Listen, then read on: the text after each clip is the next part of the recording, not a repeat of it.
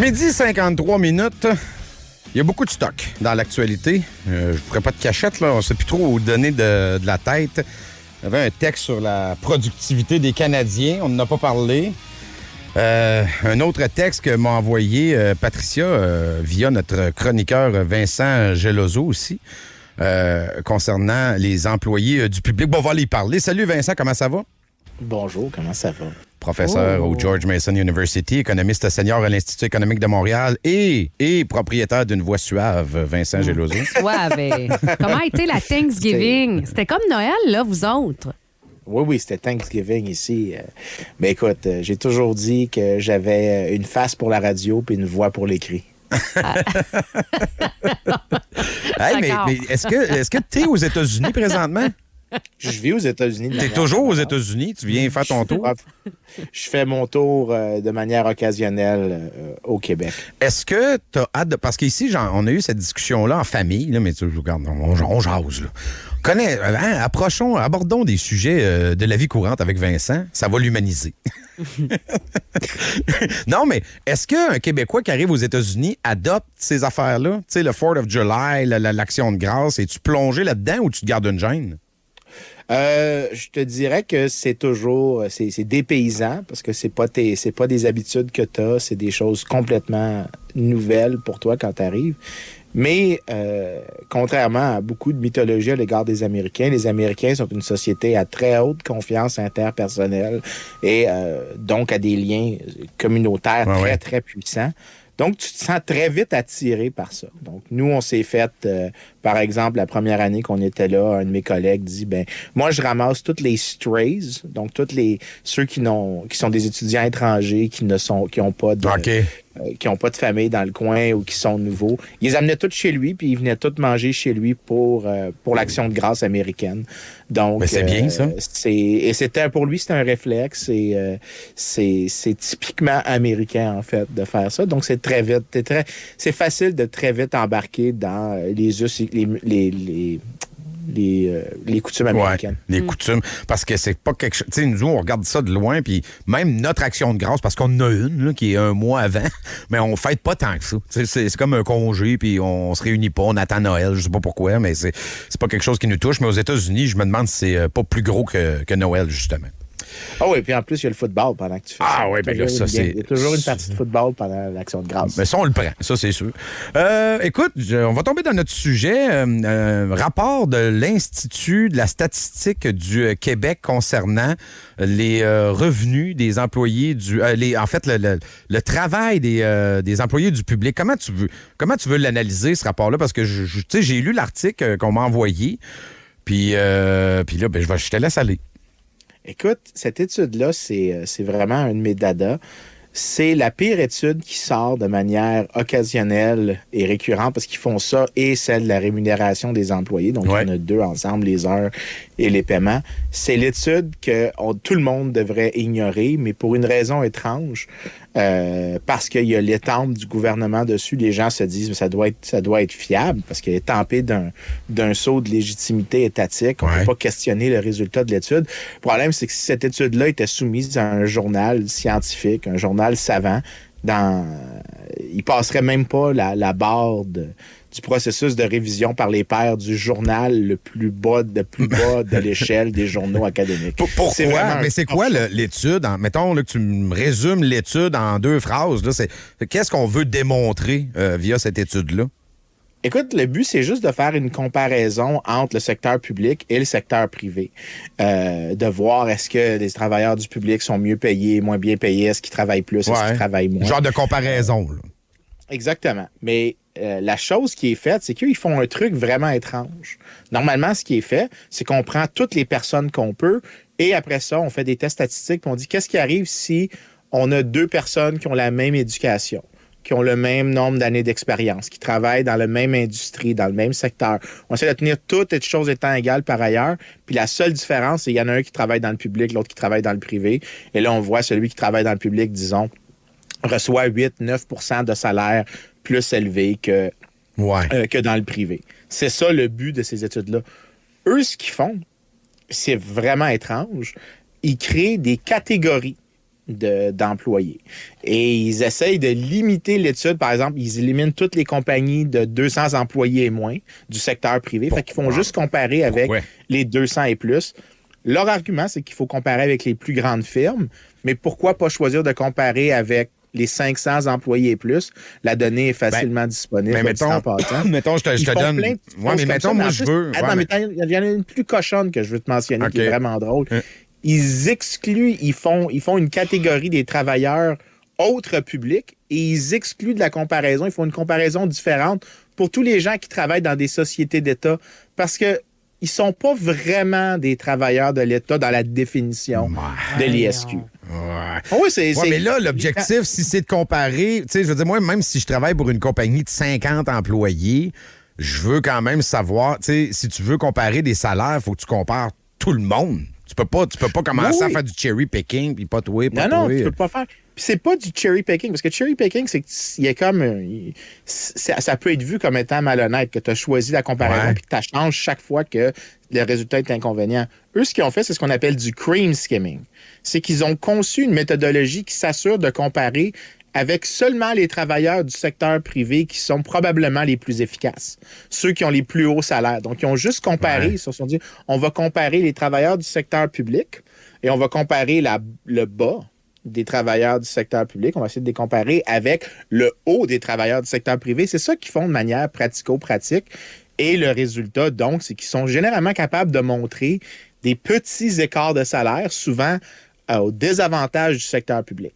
Quand, par contre, tu compares avec ceux qui font l'exercice, qui passent le test des journaux scientifiques, la prime salariale dans le secteur public varie entre 4,9 puis 25 % par heure travaillée. OK. De plus que le public en est faveur payé. Du public, oui, c'est ça. Exactement. Pas en défaveur du public, en faveur du public. Puis ça n'inclut même pas des trucs comme la valeur de la sécurité d'emploi, parce que si tu peux pas être viré, ben t'as pas d'épisode de chômage, t'as pas d'épisode de zéro revenu. Ça inclut même pas la valeur de ça. Quand on ajoute la valeur de la sécurité d'emploi, l'écart salarial que je te mentionne, au lieu d'être entre 5, mettons, et 25 %, il passe à 7,5 jusqu'à 50 %. OK, mais c'est pas, mettons que tu me dis, ouais, mais il y a une différence de 0,6 %, tu sais, c'est des différences majeures. C'est des ordres de magnitude plus gros. Oui, mais mais je veux dire, finalement, cette étude-là vaut rien. Là. Je veux dire, non, elle vaut rien. Puis j'essaye chaque fois que ça sort, chaque année, chaque fois je fais mon chemin de Damas pour aller répéter ça. Cette étude-là doit être ignorée. Elle n'est pas du tout le standard et elle est conçue pour produire un résultat qui est de comparer les travailleurs du secteur public, du secteur privé, les mieux payés avec ceux du secteur public les moins payés et donc dire, ben regardez, ils sont moins bien payés.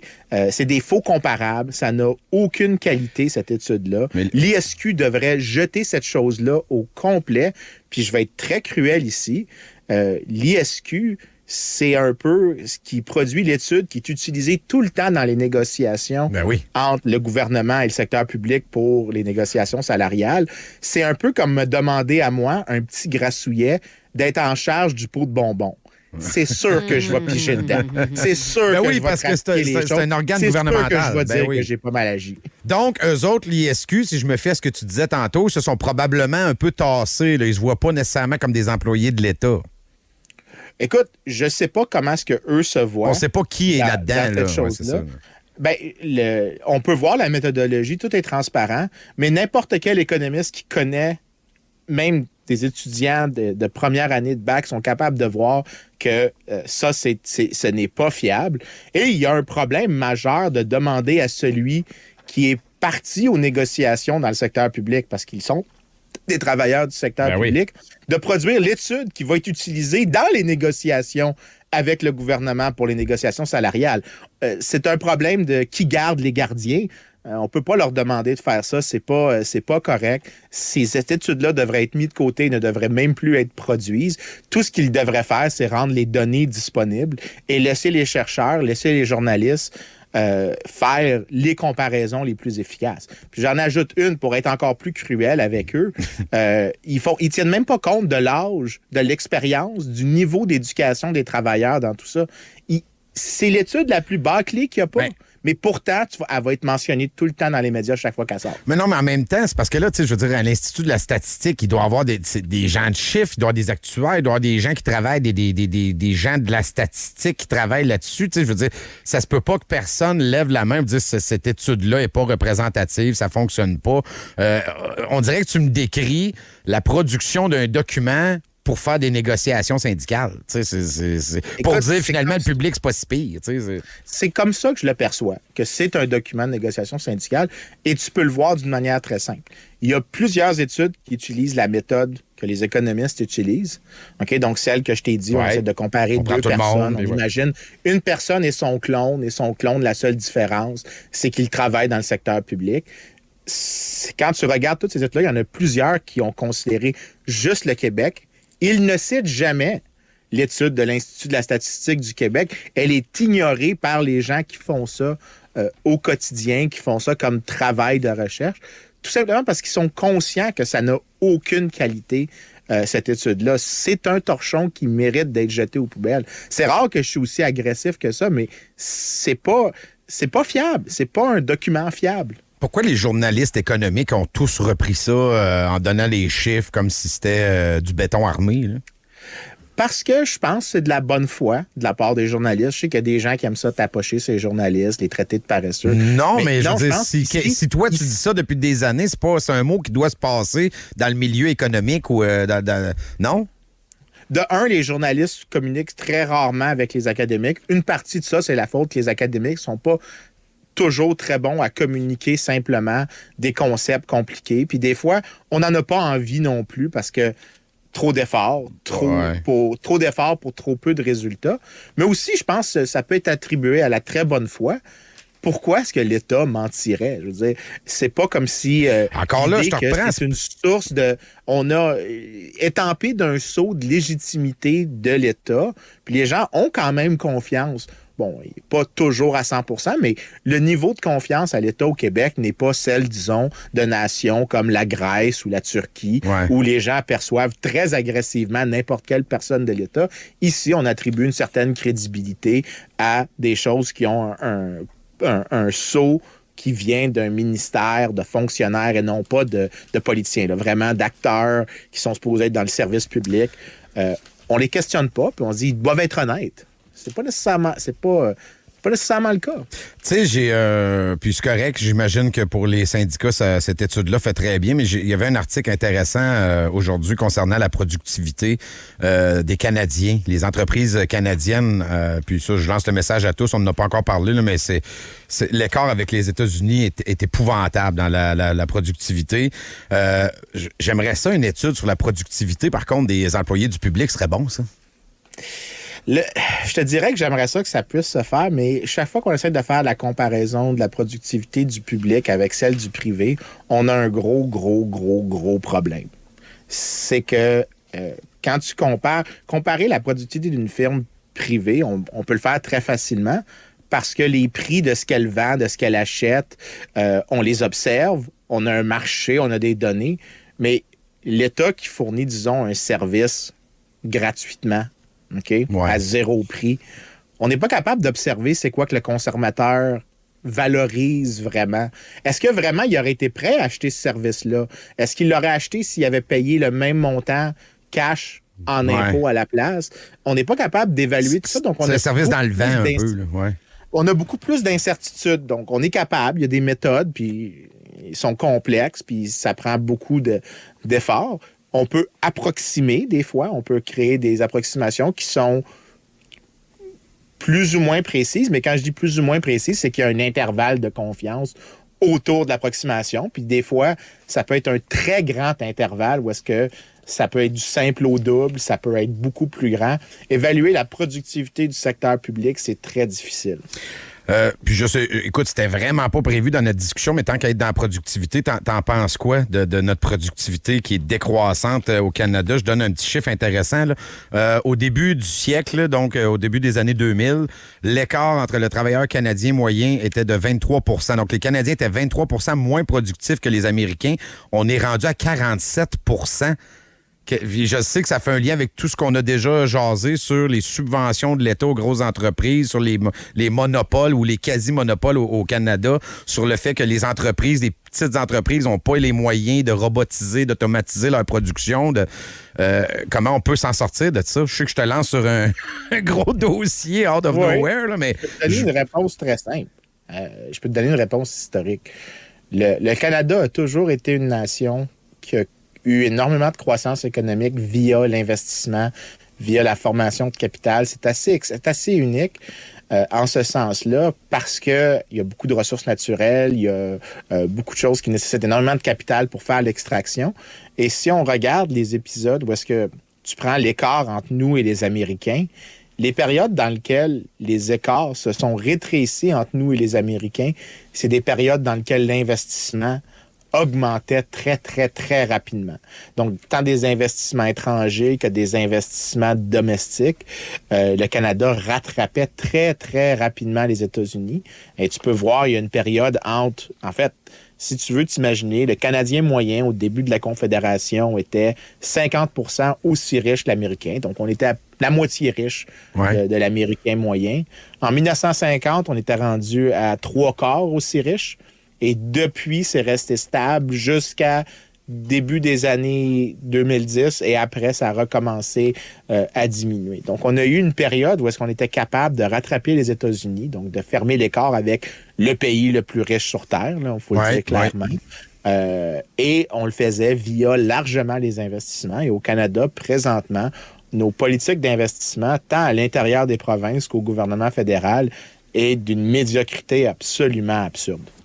Est-ce que tu vas me dire que oui, tout se peut, mais as-tu espoir que ça se rétrécisse dans un court laps de temps? Je pense que c'est possible parce qu'on en a déjà vu des renversements de tendance assez importants. On a eu des exemples comme, par exemple, de pays qui ont des situations similaires. La Grande-Bretagne, dans les années 60-70, qui se termine avec un coup de barre avec le régime Thatcher. Oui, mais ça prend des coups de barre. Ça prend du bing-bang, là. Oui, mais des fois, ça peut être aussi d'un autre exemple qui montre que, puis ça fait plusieurs fois, je le dis, l'idéologie est un très mauvais prédicteur de si oui ou non on fait des bonnes politiques publiques. Un autre exemple, c'est la Nouvelle-Zélande qui avait des problèmes similaires au Canada, similaires à la Grande-Bretagne, et eux ont fait des réformes très pro-marché dans les années 80-90, et ça a été fait par les travaillistes au lieu du parti usuellement conservateur. Donc, les réformes peuvent venir de places inattendues. C'est pour ça que j'ai un certain optimisme à l'égard de la capacité de renverser la vapeur. Mais c'est sûr qu'il faut commencer à la renverser. Il faut commencer à en parler. Il faut commencer à mettre sur la table. Est-ce qu'il y a un point de non-retour? Y a-t-il un moment où tu te dis, là, c'est trop tard, on va cracher? Là? Écoute... Parce que là, l'écart est violent, là, je crois pas à l'idée de systèmes qui sont aussi déterministes que ça, qu'il y a des points de non-retour. Parce que l'idée d'un point de non-retour, c'est que c'est carrément d'admettre que l'être humain n'est pas capable d'une créativité exceptionnelle, donc il n'est pas capable de renverser des tendances. Le vrai coup, c'est le temps perdu qu'on a présentement. Le fait qu'on est plus pauvre maintenant. La question de si on est capable de renverser la tendance, c'est juste est-ce qu'on peut juste changer la direction. Ça veut pas dire ce qu'on perd vraiment avec ça, c'est la distance qu'on aurait parcourue, à quel point on serait plus riche aujourd'hui, ou même dans 100 ans si on n'avait pas fait les politiques publiques absolument absurdes qu'on fait à l'égard de l'investissement au Canada présentement. Vincent Geloso, merci beaucoup. Écoute, c'était un sujet amené un peu à la débarrasse, mais c'était bien intéressant. Merci beaucoup. C'était un plaisir.